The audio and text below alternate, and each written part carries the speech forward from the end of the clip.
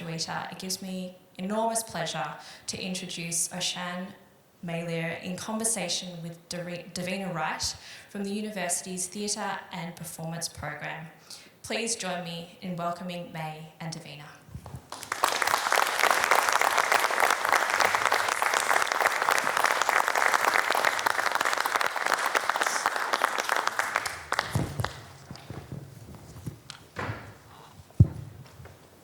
Hi, May.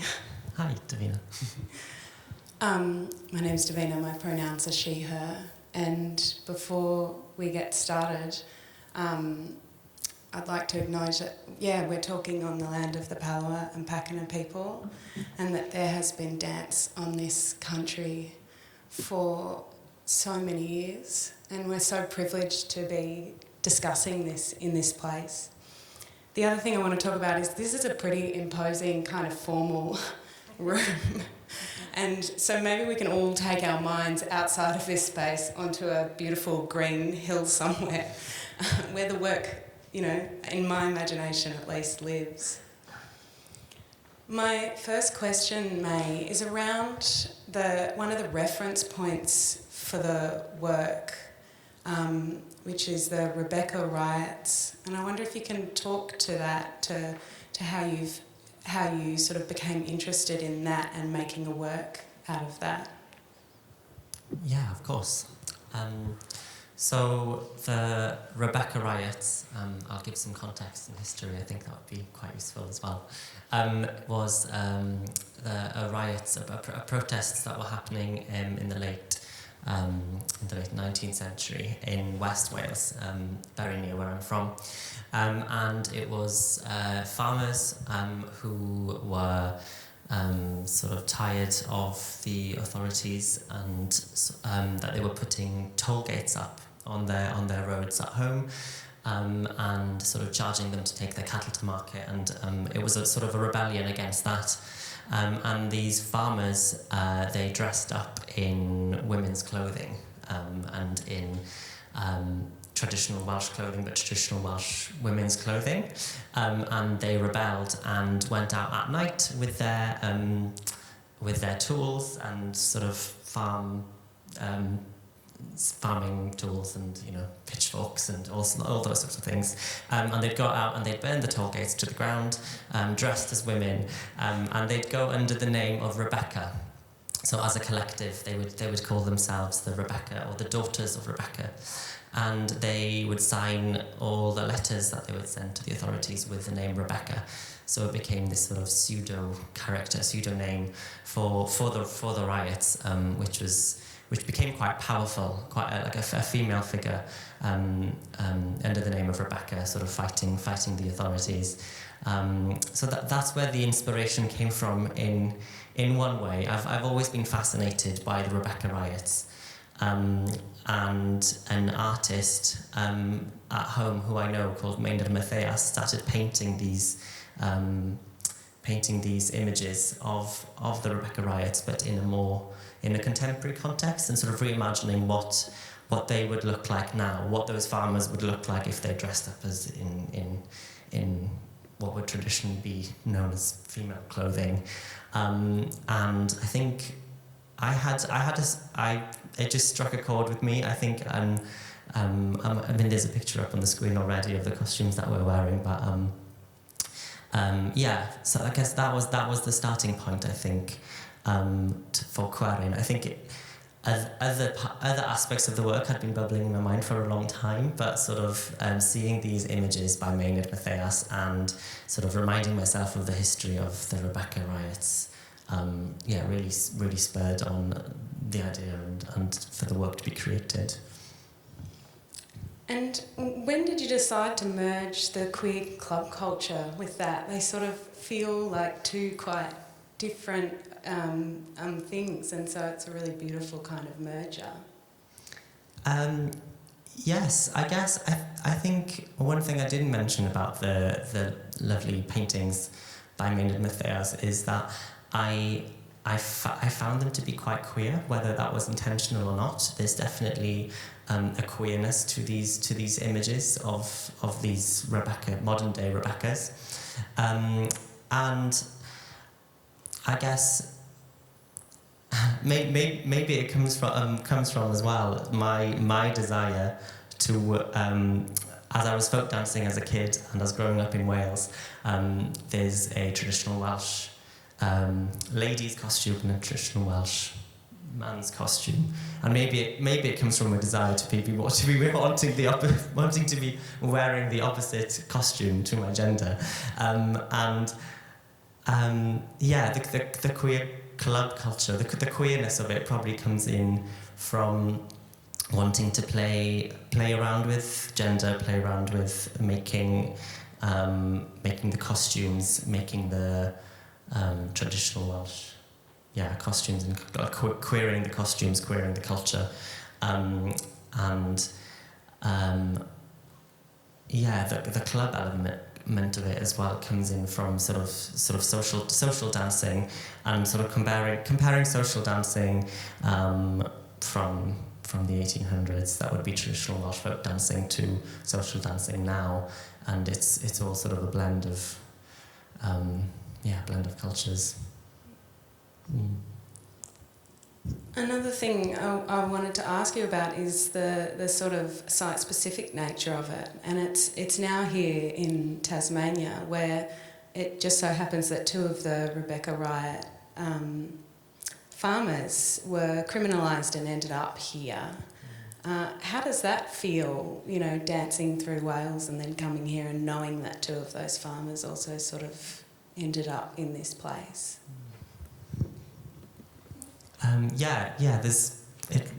There's definitely there feels like there's a connection between the work itself and coming from the original starting point, which was the Rebecca Riots, and for them to have been here, they've walked these lands, they've been on this island, so there's something quite special about that, I think, and it makes it sort of double site specific, because I think when we were talking about bringing the work out to perform with 10 Days on the Island, we were drawing sort of similarities between the landscape in Wales and the landscape in Tasmania, and we although it's vastly different, but also there are a lot of similarities as well. The sort of mountainous ruggedness, coastal landscape that you have here is quite similar to what we have at home, and to have that connection on top of it is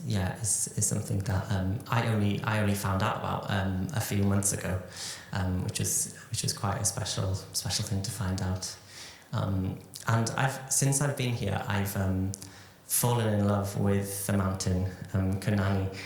It's just such a presence on Hobart, and the sort of respect and the care that people have for the mountain here, it's really sort of struck a chord with me.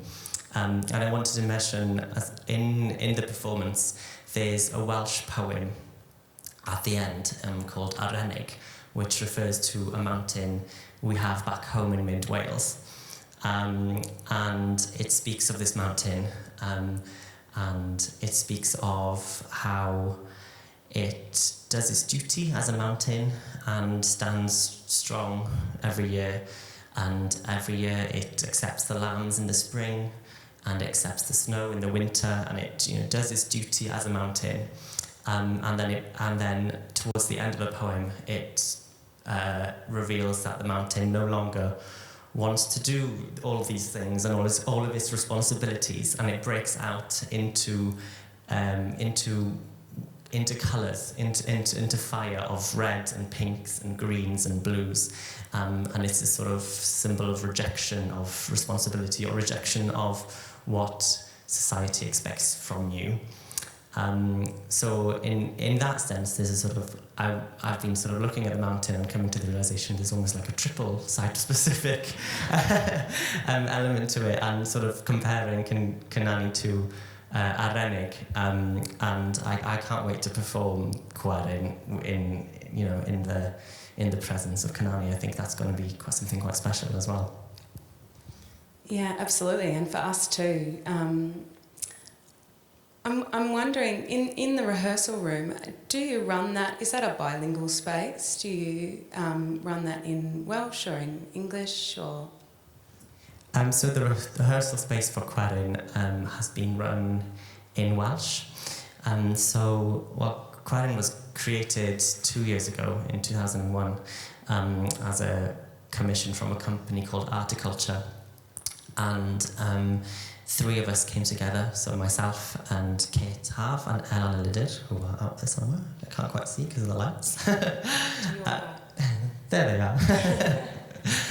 So it was the 3 of us who came together in 2021, and we are all Welsh speakers, and we come from a very similar part of Wales, from the same county, a little sort of dotted down the coastline. The rehearsal room was run in Welsh. It's our first language, and that was sort of the natural thing to do, the natural way to run the rehearsal room, and I think that also is quite important to the work as well. I think with the themes and ideas that we're working with, being able to work out all the choreography and sort of ideology behind everything that we're doing, to be able to do that in Welsh, I think probably played a big part in the richness of the work, although it's something that I never think about because it's just the language I speak, and that's not anything. No, it's not very remarkable to me, but it was lovely to be able to do that. It was lovely to be able to be in a creative process wholly through the language of Welsh. Yeah, I wonder too, and on that, around the intersectionality of this piece, and we've had really wonderful discussions about when you first went to London, kind of, and then coming home, grappling with your dual identities in a way. I think that would be something that lots of people in Tasmania, for funding purposes, this whole island is a regional space, and for life purposes too. And so I wonder, if you can speak to that when you went away and then came back and tried to hold both those identities in that space. Yeah, I think that's something that I really struggled with at one point. I think sort of coming to terms with my own identity as a queer person, and that sort of happening after leaving Wales and moving to London.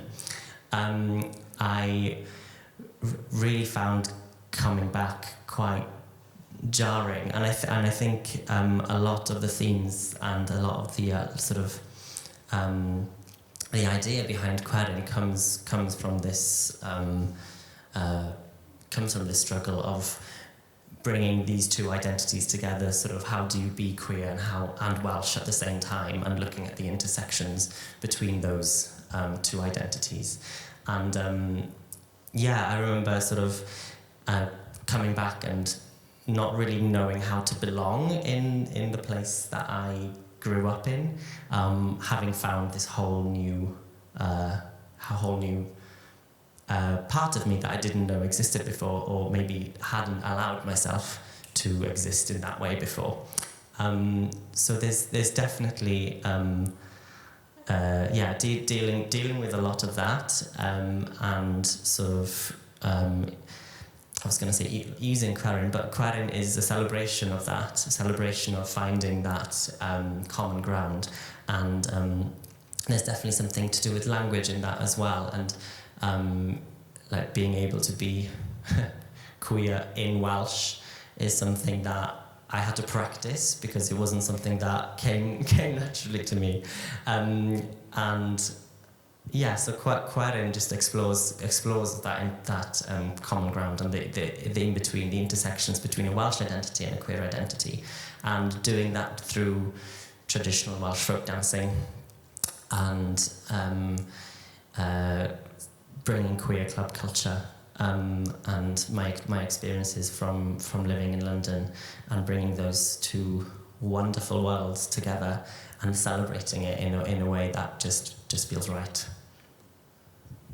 Yeah, wonderful that they can kind of exist together, and not just that they can be joyful together. I thought about that yesterday after we talked, because I remember going home, taking a partner home to where I grew up in Stawell in country Victoria, and I just felt my whole body change with them there. Like, that feeling of I can't be that in this space. I remember we were standing in a car park and they tried to kiss me, and I was like, no, we can't do that here, you know what I mean? And so, yeah, just hearing you talk about the joy, a queer joy that sits within that space of your identity as Welsh and your identity as queer, and kind of knits them together. I guess it gets me onto costumes, because the costumes are so important to this work and seem to symbolise a knitting of both those identities together. Can you talk to that and how they're important within the work? Yes, I can definitely try and sort of sum that up. But the costumes are integral to the work. They're extremely important, and it's something I'm realising that is quite important to my art and my practice as a dance artist, as a choreographer. Sort of costuming. I think clothes to me has been a really important part of expressing who you are, and an important part of expressing my queer identity, and I think that's true for many people.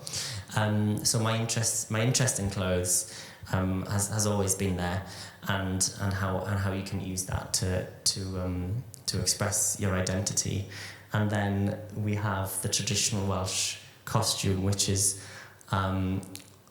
almost a stereotype of Welsh culture by this point. That's if you think of Wales and the people of Wales and its culture, that's the image that you see. So I wanted to take that image, and it is the costume that they use to dance, to folk dance as well. So it's the same. It belongs in the same world. And I wanted to take that image and subvert it. And by doing that, I sort of looked at how I would want the Welsh traditional costume to look like.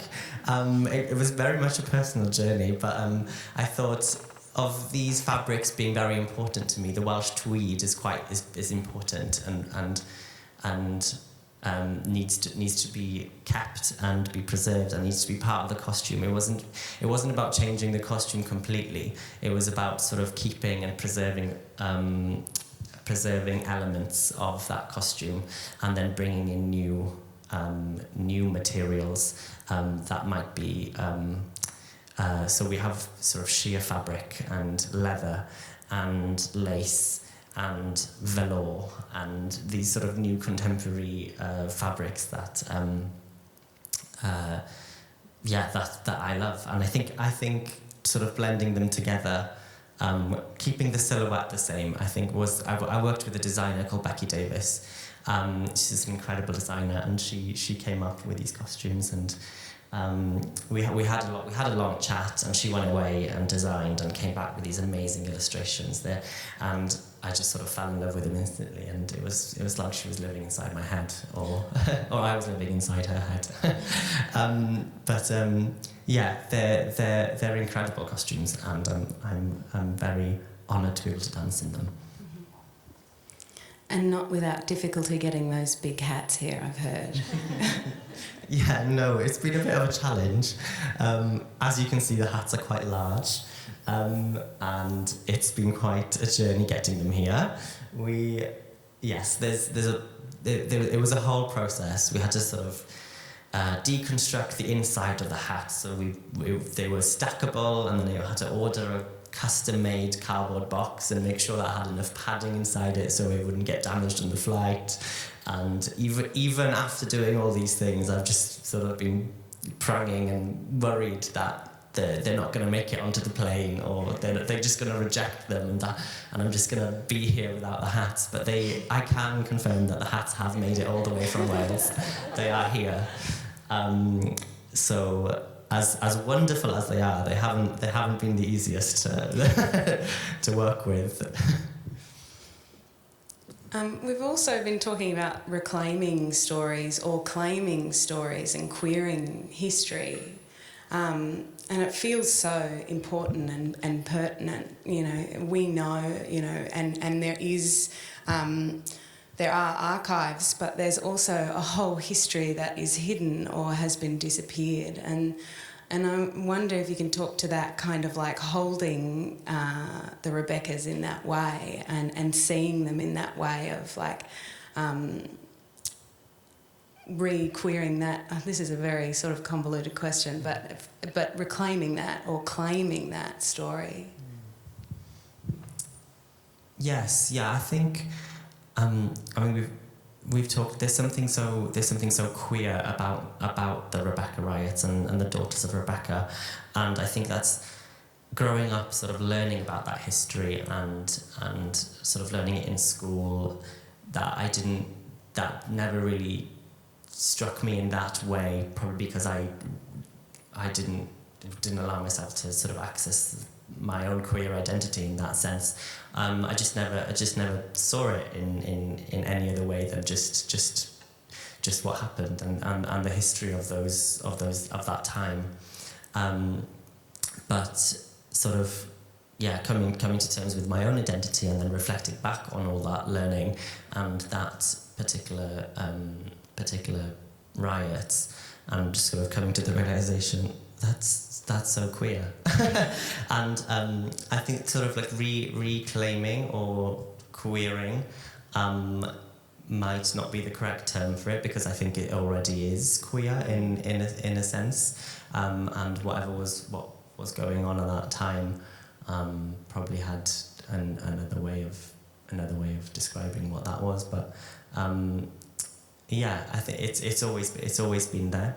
And coming from a farming background myself, I grew up on a farm. There was that link that like had an affinity with those people, I think, as well. I think, yeah, it really resonates with me in some way. And you grew up folk dancing as well, and that's become a really important part of your practice. How does it factor here and more broadly within your practice? Yes, so I've grown up in a family of folk dancers. My parents, my siblings, my aunt and uncle and my cousins, they run a folk dance troupe in Cardiff called the Lutruwita, which when I lived in Cardiff for about 2 years I was a part of. So I've grown up around folk dance, and I've been doing it at schools, in the schools that I went to, and I've been competing in the competitions that we have in Wales, the Eisteddfod, the national Eisteddfod festival in Wales. We've been competing in folk dancing, and being the only one of the family who's gone on to do sort of other forms of dancing and to pursue that professionally.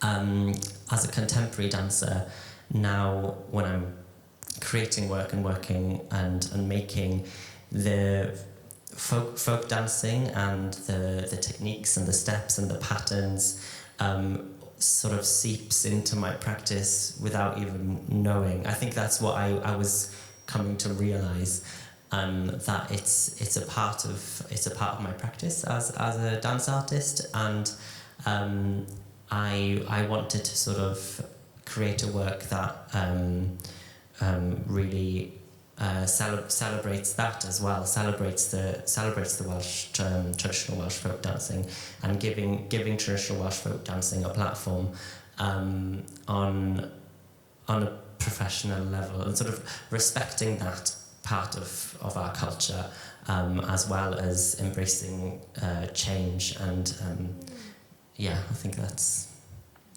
another part of Qwerin that's quite important. And one of the next festivals that you're going to is a Celtic festival.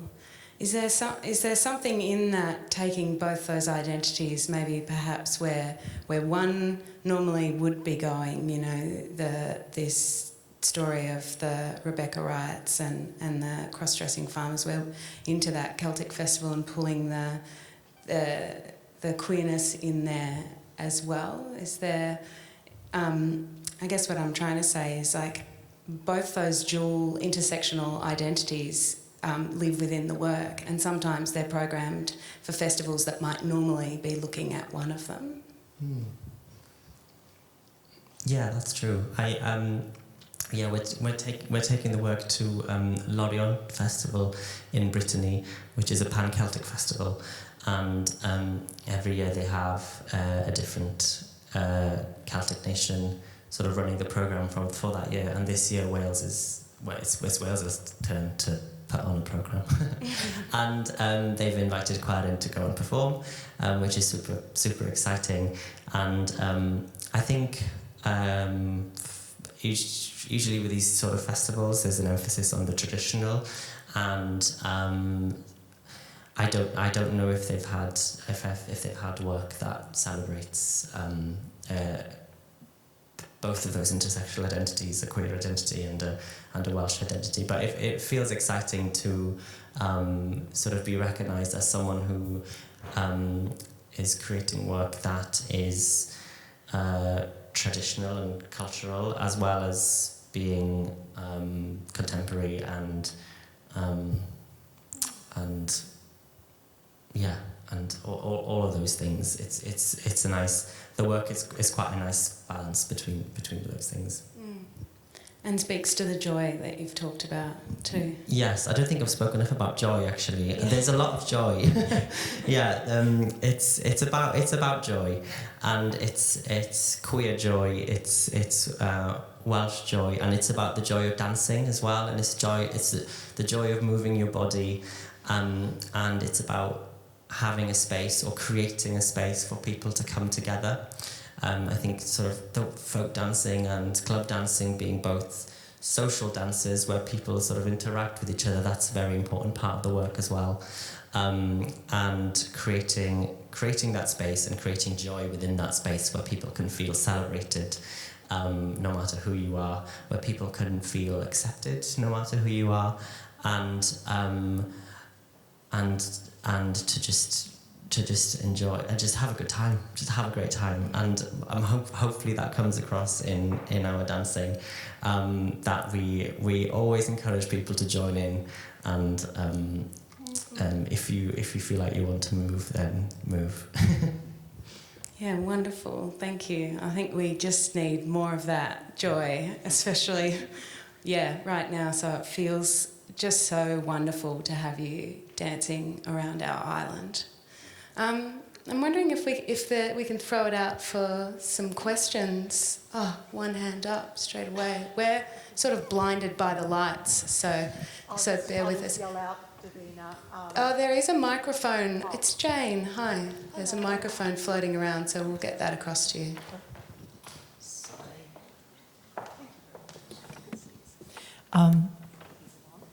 Hello. Thanks for a wonderful presentation. And I observe at the moment there seems to be a turn towards folk dancing, a wet leg at the Brit Awards with Morris dancers. So there seems to be a kind of rising, a reclamation, I suppose, of traditional forms. And I wonder if that's a little bit in opposition to the more, like the far right sort of interest in national identity, and whether there's a sort of contradictory or something that's happening in opposition to that. And I wonder if you observe that as a practitioner, that there's a turn towards folk dancing kind of being cool again, and whether you could reflect on that. Thank you. Yes, it is something that I've noticed, and it's something that I guess folk dancing has always been cool to me. I don't know if it's cool for everyone, but I guess maybe that's something that I wanted to achieve as well, sort of, make folk dance cool again, and show that it's relevant to the times that we live in, and that it's not something from the past. It's something that we can bring with us and celebrate in a new way. I've definitely noticed it in Wales, and not just through folk dancing, but there's a lot of artists sort of reclaiming sort of old traditions and sort of reimagining them, or viewing them through a queer lens, or other lenses that's sort of relevant to us today, and celebrating our nationality in a different way, but like not nationality is the word I'm looking for. I can't think of. But just celebrating that in a different way, in a positive way, in an inclusive way. It also makes me think about a queer club, like being young and being in that space for the first time and being like, oh my God, yeah. So there's an interesting kind of, it just keeps sort of resounding as a thing that fits so beautifully together for me. Have we got more questions? Oh, yes.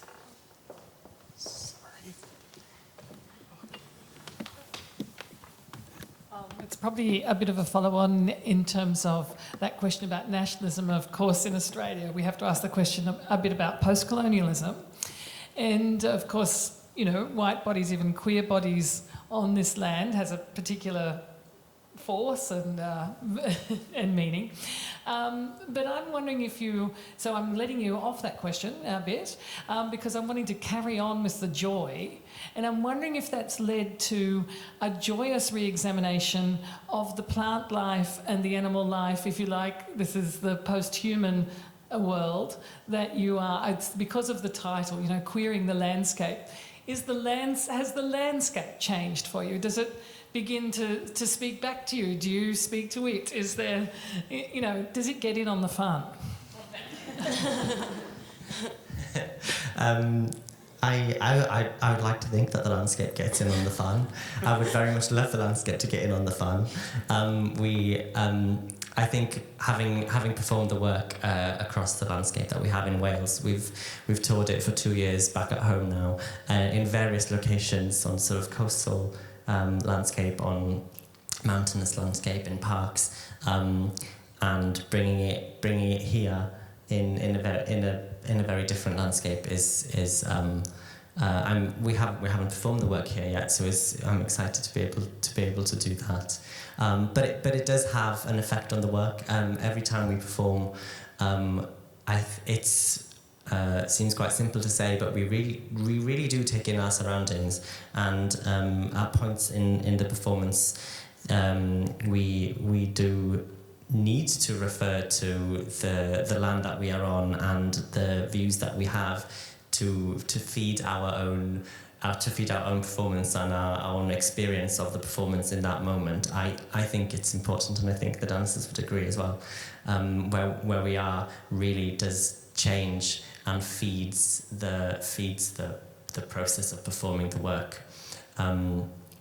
So yes, and the poem as well that we have at the end, Arenig. So talking of the mountain. So the landscape has always been a part of the work, even though it was created in a white studio.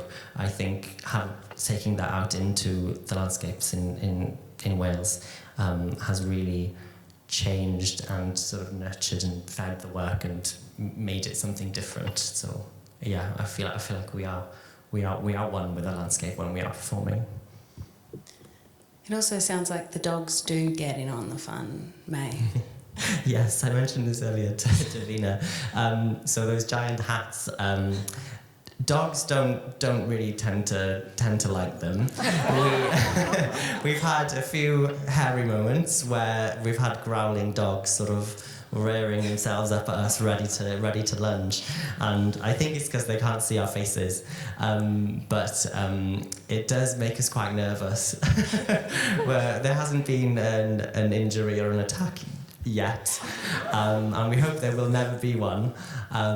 But dogs really don't like those hats. But as soon as we take them off, they do settle down and watch, obviously. So cover your dog's eyes tomorrow morning in the park, perhaps. Have we got more questions? Yeah, we've got one over here.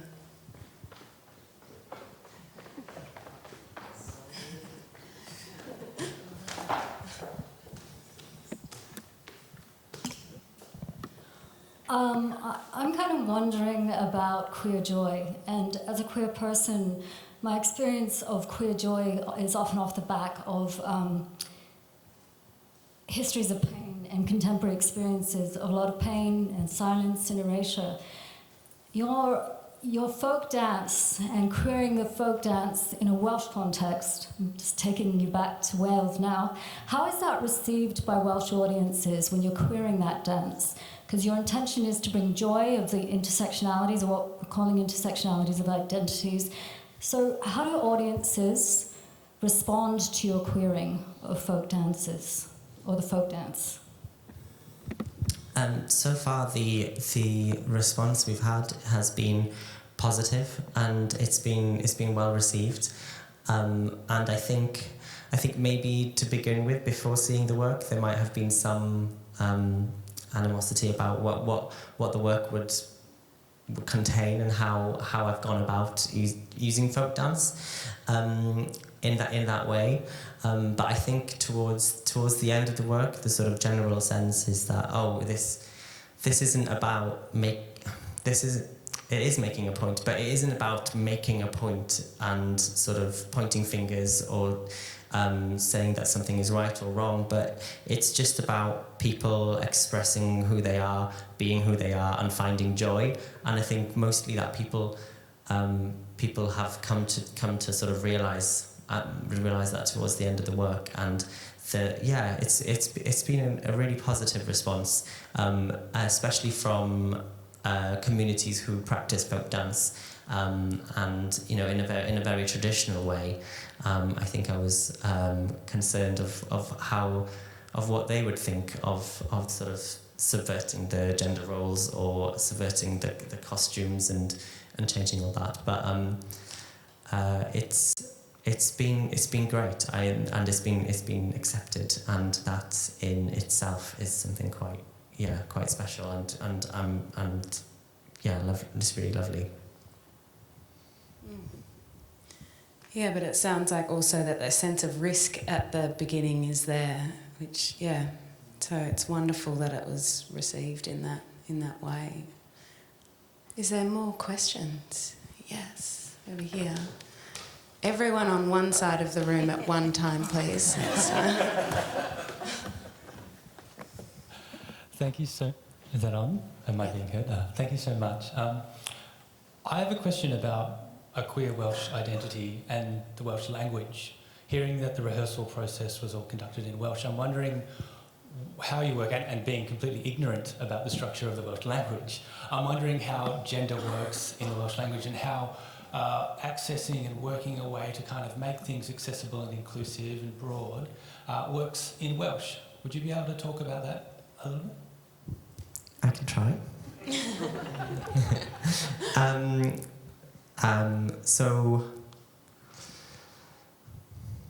I think it's an important discussion, and I think there's important discussions happening around it now in Wales, and sort of how to make the language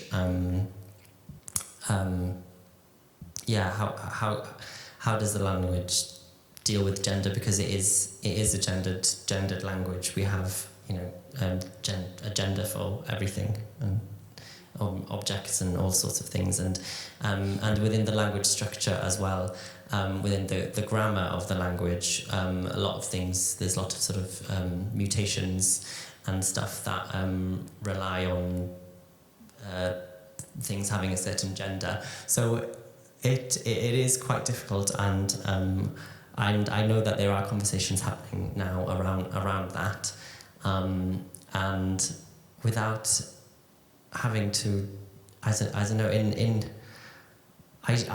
know, I don't know what more to say actually. But does that answer your question, or do you need any more? No, that's great. Thank you. Yeah, it speaks to holding that space for both. Maybe it makes me think about the practicing of, how you said that you had to learn how to be queer in Welsh, and so perhaps there's some wonderful kind of full circle to that in that rehearsal room where all of those things are being held at the same time, together, collectively. Yes, I think it's also another thing I think I'd like to note is that all of my dancing lessons and everything as I grew up happened in English, and there's a real sense of now working professionally in Wales and being able to do that through the medium of Welsh. We having to find a vocabulary for dance as well has also been quite a challenge. So as well as finding the battling the gender of the language, we're also trying to find and establish a vocabulary for being able to dance in Welsh.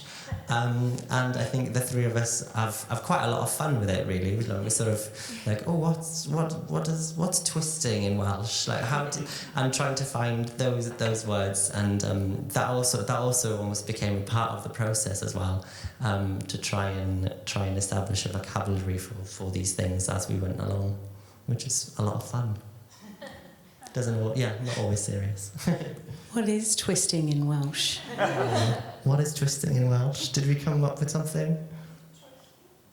Yeah, troelli. Yeah, we're going to troelli. Thank you. I'm wondering if there's any more questions in the audience.